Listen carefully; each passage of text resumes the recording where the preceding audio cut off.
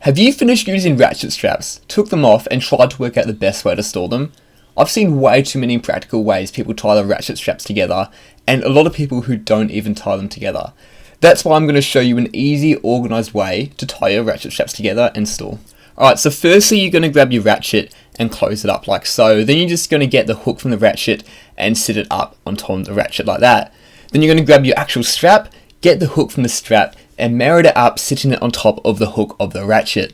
And then once you got those together, you're just going to hold them firmly so they don't fall apart and just start winding your strap around and tying everything in together.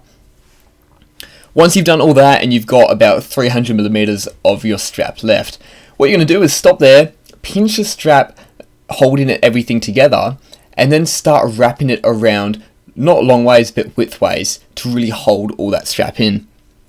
You do that, and then when you're almost down, almost at the end, all you're going to do is make sure you just pull the strap back up, thread it through underneath, pull it tight, and there you go. There's your ratchet strap. You've got it stored. It's nice and easy, and then when you go to use it, you can easily just pull it out, pull that little strap back out from underneath, and it's not tangled. It's easy to use straight away.